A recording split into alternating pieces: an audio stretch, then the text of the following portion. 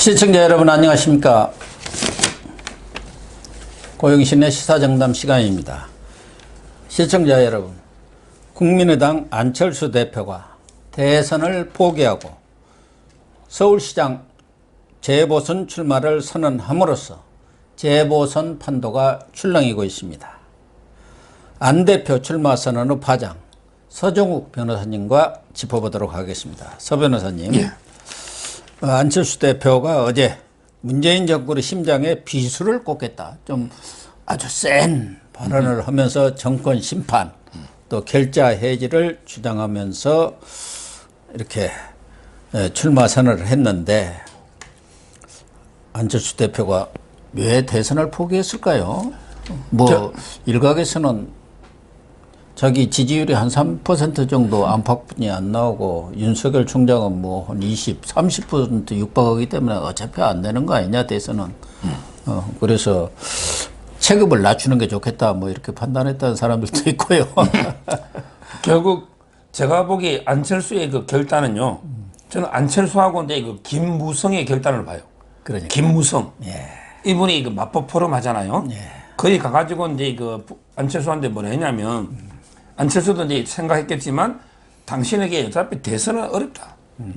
대선은 이제 윤석열 총장 지지율이 지금 뭐 압도적으로 15%에서 20%게 넘는 것도 많잖아요. 예. 근데 지금 3% 2~3% 이거는 이게 어렵다. 그러니까 이제 이번에는 서울시장 선거에 전념해라. 그리고 이제 혹시라도 서울시장 되면 이걸 징검다리 삼아서 나중에 대선 나가면 안 되느냐. 그러니까 이런 식으로 설득을 한 거고요. 나이도 있으니까. 안철수도 이게 보니까 대선에 직행하기는 어렵잖아. 네. 그래서 이번에 그 징검다리로 저는 서울시장에 놓은 게 아닌가.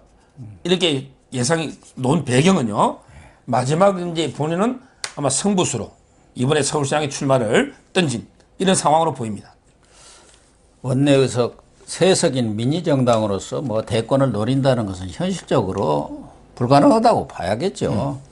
그래서 지난 7월에 마포 포럼, 11월이죠. 마포 포럼에 가가지고 그 김무성 대표하고 상당히 죽이 맞은 것 같아요. 그래서 거기서 혁신 플랫폼이라는 것을 발표를 했지 않습니까? 네. 제안을 했죠. 네. 혁신 플랫폼이 뭔지는 구체적으로 내용은 없지만 그런 플랫폼을 만들어서 야권이 다 거기에 모이자.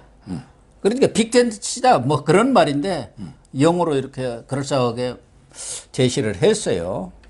그런데 문제는 안철수 대표가 서울시장에 나왔을 경우 가장 중요한 것은 경쟁력 아니겠습니까? 과연 안철수 대표가 경쟁력이 있느냐, 지금까지 그런 경쟁력을 보여주었느냐. 더군다나 상당수 사람들은 안철수 대표 전에도 서울시장 나오고 대선도 나오고 뭐 그런 분 아니야? 그러니까 어떻게 보면은 좀 흘러간 분 아닌가? 이런 인식도 있기는 있단 말이에요. 그렇죠. 결국은 이제 이거 세 가지 시나리오밖에 없죠. 세 가지가 뭐냐? 결국은 이제 끝까지 완주해가지고 민주당하고 안철수하고 이제 국민의힘 3파전으로 가는 경우 하나. 그다음에 두 번째는 안철수가 이제 국민의힘에 아예 입당하거나 합당해가지고 통합으로 이제 한 번에 원샷으로 경선하는 거 하나. 그다음에 세 번째가 국민의힘이 먼저 예선전 해가지고 국민의힘이 후보가 정해지면 이거는 이제 그 안철수하고 플레이오프 둘이 이제 경선해가지고 이긴 사람이 이제 그 민주당하고 붙는. 요게 과거에 박영선하고 박원순 요런 게 모델이잖아요. 2011년 모델이죠. 예. 크게 그 세 가지 모델이 있는데 일단 여기 배제할게요. 안철수도 이게 바보는 아니잖아. 예. 안철수가 이게 국민의힘에 입당하거나 통합해가지고 통합 원샷 경선 안 할 것 같아. 그러겠죠. 그러면 이게 본인이 100패 하겠죠. 100점 100패. 그러면 이제 두 가지 남잖아. 근데 만약에 끝까지 3파전으로 가면요, 이건 순위가 보입니다. 1위 민주당, 2등이 국민의힘, 안철수는 3등. 결국 2018년에 김문수 지사 2등, 안철수 3등. 네. 이거 똑같잖아요. 똑같은 일이 재현되겠죠. 그래서 저는 이게 앞으로 결국 모든 행보는 국민의힘의 후보가 정해지면 이 후보하고 안철수하고 과연 이게 어떻게 단일화를 시키는가, 여기에 과연 포커스가 맞춰지지 않을까 이래 보입니다. 금태섭 전 의원 같은 분이 나온다고 하면 또 그건 또 어떻게 되나요? 금태섭은 이제 안철수가 안 나오면 좀 파괴력이겠지만 나오면 이게 어차피 안철수 맨이잖아요. 그래서 금태섭은 이제 큰 변수는 안 될 것 같아요. 금태섭은 안철수하고는 사실상 정치적으로 결별을 한 상태인데 그러면 이제 가장 중요한 것은 단일화 변수 아니겠습니까? 네.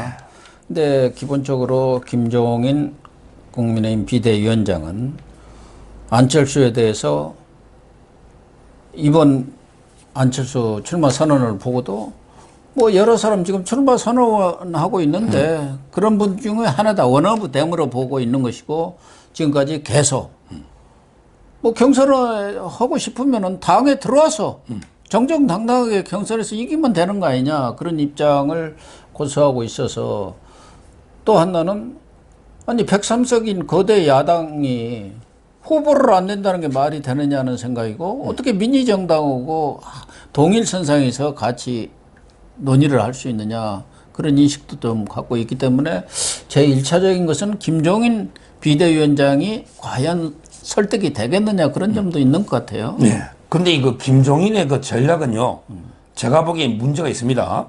김종인의 전략은요, 저는 잘못됐다 봐요. 왜 그러냐면 이게 그냥 원오브 댐으로 네가 이게 들어와라. 그래 안 들어옵니다. 그렇죠. 안철수가 이게 바보는 아니잖아요. 그럼. 저 안 들어오잖아요. 근데 문제는 안 들어오는데 그러면 우리가 후보 안 낼 수 있냐 내가 단일화를 안 하잖아요. 안 하면 이게 3파전 가잖아요. 3파전 가면 이게 무조건 민주당이 어부질이 합니다. 어부질이. 그러면 이게 김종인은 어떻게 해야 되느냐? 김종인은 어떻게든 이게 안철수를 붙잡아서 단일화는 하되 우리 국민의힘 후보가 이길 수 있도록 설계하는 게 있잖아요. 그걸 이게 잘해야 돼요. 그러니까 국민의힘 후보들 지금 5명 나왔잖아요. 앞으로 이게 뭐 나경원이다 이런 사람 나올 거 아닙니까? 이런 경우에 국민의힘의 후보를 어떻게 체급을 키워가지고 나중에 안철수하고 단일화 1대1로 붙을 때 이길 수 있는 이런 게 전략을 짜야지 무조건 안철수가 들어오든지 아니면 네 혼자 3파전 하든지 이렇게 관심 없다 방치해버리면요. 결국은 이게 3파전 가면 둘 다 죽습니다. 안철수가 자기는 서울시장이 안 되더라도 국민의힘 후보가 못되게 막을 수는 있잖아요. 안철수가 이때까지 한 짓이요. 저는 안철수가 뭐 문재인의 뭐 목에 비수를 꽂겠다? 이게 말이 안 되고요. 이제까지 안철수의 행태를 보면 전부 이게 문재인의 도와준 구명줄 역할을 한 거예요. 문재인이가 진짜 셈이죠. 어려울 때 대통령 만들어주고 그때 5파전 홍준표하고 단일 안 하고 그다음에 박원순이도 자기 50%일 때 5% 박원순이를 시장 시기주고 2018년도도 이게 김문수하고 3파전 애가 시기주고 고비마다 문재인을 도와준 이게 안철수입니다. 2012년에도 마찬가지죠. 뭐 대통령은 안 됐지만 그걸 또 단일화 시켜준 거 아니에요? 그러니까요. 그런데 이 안철수를 갖다가 우리가 이게 컨트롤 통제를 해야지 그냥 이게 무시했다가 또 이게 그러면 안철수가 한 보좌가 3파전하고 해방 놓으면요. 결국에 국민의힘 안철수 다 자멸하거든요. 그 점에서 이제 김종인 위원장이 좀 더 전략적으로 접근해야지 무조건 이게 무시할 건 아니다. 저는 이래 봅니다. 그래서 김기현 의원 울산시장 하다가 이번에 다시 국회로 복귀했는데 김종인 비대위원장의 그런 주장은 일종의 정치적 어떤 계산하에 나온 뭐 일종의 전략이랄까 프로파간다 이렇게 얘기를 했더라고요. 김종인 비대위원장도 나름대로 전략가기 때문에 지금 당장 안철수한테 그렇게 할 경우 자칫하면 우리 쏠려 가볼 가능성이 있잖아요. 그렇기 때문에 김종인 비대위원장이 국민의힘 인사를 키우려면은 안철수를 어쨌든 좀 누르고 무시하고 해야만이 국민의힘 후보가 클 수 있는 거 아니에요. 지금 밖에 있는 윤석열이가 커버르니까 국민의힘 대권 주자들은 아무 존재 가치가 없는 것처럼 그런 전략 아니겠느냐. 또 하나는 김종인 비대위원장이 물밑에서 이런저런 사람들을 많이 만났기 때문에 경우에 따라서는 지금 거론되는 인사 외에 나름대로 히든 카드를 딱 또 들이밀 수도 있는 거 아니겠느냐. 경선 국면에서 그런 얘기도 하는 사람도 있어요. 그런데 김종인 위원장이 그런 뭐 전략이나 또는 이제 그런 깊은 뜻, 신모, 원력 그런 이제 깊은 뜻이 있으면 다행인데 지금 이게 김종인이가 이제까지 해한 행태를 보면 그런 게 상당히 그런 게 없을 가능성도 많고요. 제가 이제 가장 걱정하는 시나리오는요. 국민의힘이 이제 예선전을 하잖아요. 그 후보가 정해지면 나중에 안철수하고 이제 여론조사로 단일할 거 아닙니까? 그때 안철수가 이겨버리는 이러면 이게 진짜 난감한 거예요. 왜 제1야당이 후보가 없잖아요. 그러니까. 그래서 제가 걱정하는 게 이 비유를 들었어요. 방송에. 2018년도에 그때 박원순하고 김문수하고 지사하고 안철수가 붙었죠. 그때 1등이 박원순, 2등이 김문수, 3등 했잖아, 안철수가. 근데 그때 박사님이 뭐 정치 전문가지만 그때 김문수하고 안철수가 단일화 경선했으면 누가 이겼을까? 저는 이 생각을 해봐요. 단일화 경선했으면 실제는 이게 2등이 했지만 김문수가 조직표가 있으니. 근데 단일화 여론조사 경선했으면 확장성이나 이걸 보면 안철수가 됐을 가능성. 이것도 이게 상당히 많거든요. 그래서 저는요, 이번에 3파전 하면 국민의힘 후보가 2등 합니다. 그렇지만 이게 국민의힘 후보가 뭐 누가 되든 조은희가 되든 나경원이 되든 누가 되든 안철수하고 단일화 여론조사 하잖아. 그러면 이게 국민들이 볼 때는 안철수가 인지도도 높고 또 이게 중도 확장성이 있네. 중도 확장성이. 이런 식으로 이게 안철수가 단일화되면 국민의힘은 후보도 못 내는 거죠. 이게 저는 가장 걱정하는 시나리오고요. 이걸 막기 위해서 김종인 위원장이 제대로 경선 룰이라든지 아니면 이게 그 우리 후보를 키우는 이런 게 전략이 필요하다는 거예요. 당연한 얘기죠. 그렇지 않으면은 예를 들면은 안철수가 후보가 된다고 하더라도 현실적으로 지금 국민의당이라는 게 무슨 조직이나 영향력은 거의 없는 거고 안철수 개인의 어떤 저명성, 지명성, 명망 때문에 될 수가 있는데 역시 선거는 또 조직이라는 게 필요하거든요. 과연 국민의힘에서 안철수 후보가 야권 단일화 후보가 됐을 경우 전력 투구에서 밀어줄 수가 있겠느냐. 그런 측면이 사실은 커요. 그렇습니다. 국민의힘에서 안 도와주면은 안 됩니다. 과거 정동영 후보가 민주당 대권 후보가 됐었잖아요. MB하고 워낙 체급이 차이가 있었기는 했습니다만은 저 민주당 민주계, 친문계, 친노계들이 전혀 안 도와줘 버렸잖아요. 그렇죠. 그러니까 뭐 택도 없이 안 되는 거예요. 예. 만약에 단일화가 국민의힘 후보가 되면 그리고 안철수가 이제 백의종군에 도와주면요. 그건 100%죠. 그거는 이제 게임이 되잖아요. 예. 근데 거꾸로 안철수가 만약 이겨가지고 되면 저 자유우파 쪽에는 새로운 이게 후보가 또 나옵니다. 나와요. 뭐 국민의힘 후보를 못 내니까 제가 보기 뭐 일을 안 도와주고 그냥 보이콧 할 정도고 그리고 이게 자유우파의 다른 후보가 또 나오기 때문에 그런 게 그래서 저는 이게 단일화가 중요한데 어제 제가 그 안철수 그 회견문을 보고요. 딱 이게 2번, 3번 나오는 단어가 있더만 결자 해지하겠다. 결자 해지. 자기가 이제 그 판단 잘못해가지고 박원순을 갖다가 5%밖에 안 되는 걸 시장식 있잖아요. 자기가 이게 묶었으니까 내가 풀어가지고 해지하겠다. 결자 해지. 이런 말 썼잖아요. 저는 그 단어가 마음에 안 들어요. 결자 해지가 아니고 본인에게 무한 책임을 져야죠. 본인이 이게 박원순이라는 역대 가장 무능한 사상 최악의 시장 있잖아. 10년 동안 이게 한 게 뭐 있어요? 성추행 의혹하고 한 게 뭐냐 말이에요.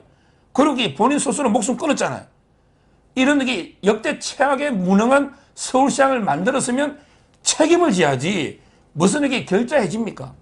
박원순이가 싸놓은 뭐 똥이라는 표현이 유튜브니까 그다음에 서울시에 뭐 박원순이 싸놓은 똥이나 박원순이가 싸놓은 쓰레기나 박원순이 싸놓은 적폐나 이걸 이게 안철수 지가 치운다?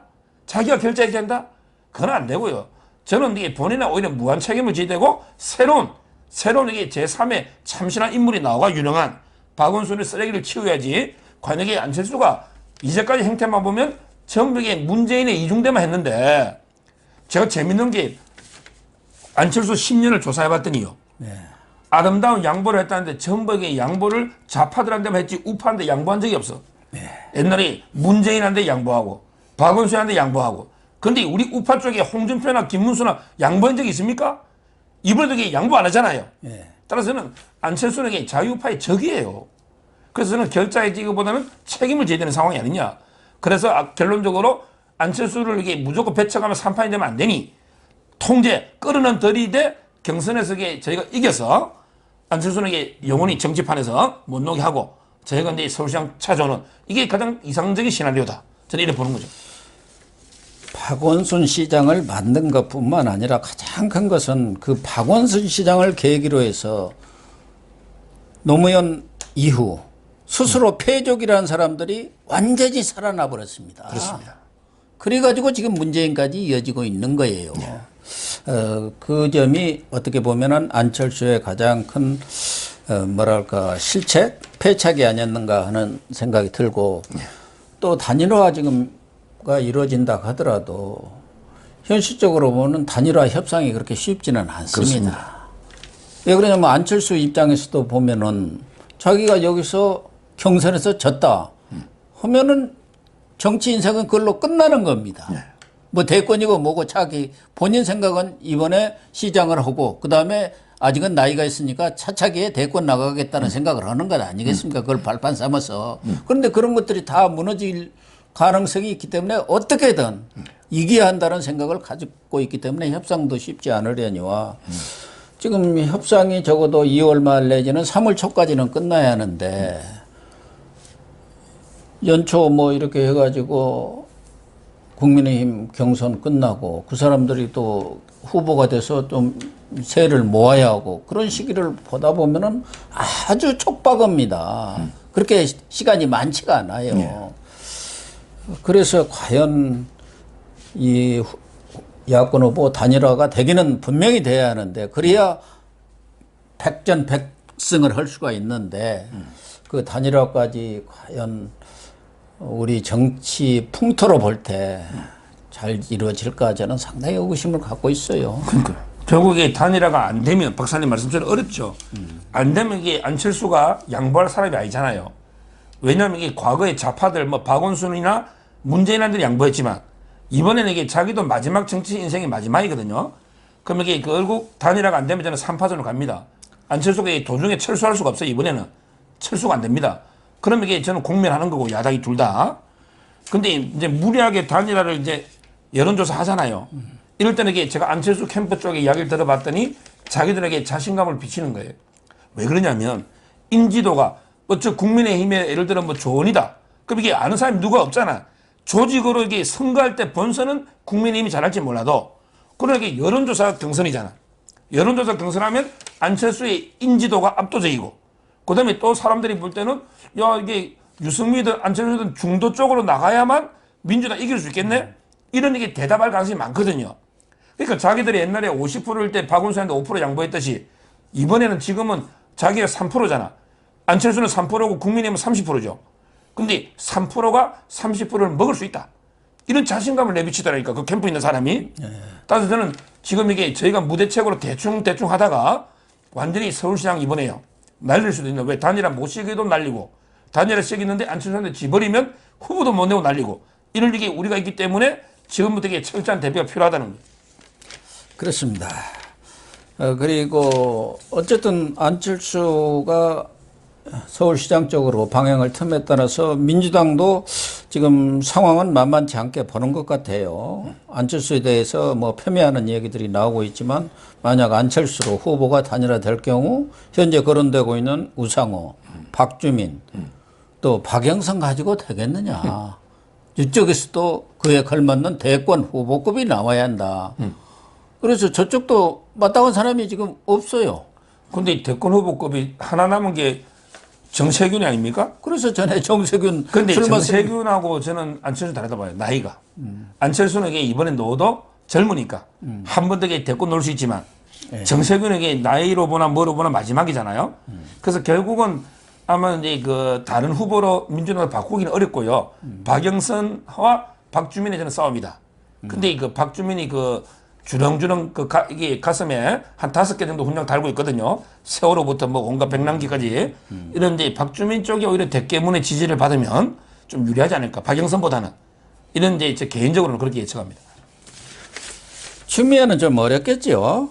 뭐 급이 당 대표를 지내기는 했습니다만은 여러 면에서 서울 시민들이 대깨문들은 뭐 찬성할 수 있겠지만 과연 서울 시민들이 추미애를 선택할 가능성은 거의 없다고 보는 것이 맞지 않나요? 제가 여기 전에 방송에서 서울시장이 가장 저쪽에 필패 카드는 추미애고 이쪽에 필패 카드는 안철수다.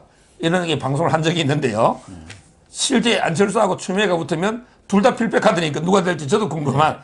근데 둘 다 돼서는 안 된다. 이렇게 봅니다. 네, 시청자 여러분. 안철수 대표의 서울시장 출마 선언으로 재보선 판도가 크게 흔들릴 가능성이 있는 것만은 사실인 것 같습니다. 안철수 대표가 뭐 야권 단일 후보가 될지 여부는 현재로서는 알 길이 없습니다만은 설사 되더라도 여러 가지 또 문제점도 없지 않은 것 같고, 과연 국민의힘에서 안철수를 능가할 만한 후보를 내놓을 수 있을지, 이게 좀 관건이 될 것 같습니다. 지금은 이제 막 재보선 스타트를 올린 상황이기 때문에 앞으로 전개되는 과정을 좀 우리 시청자들께서도 유심히 지켜보면서 현명한 판단을 해 주시는 것이 가장 좋을 것 같습니다. 시청해 주셔서 감사합니다. 감사합니다.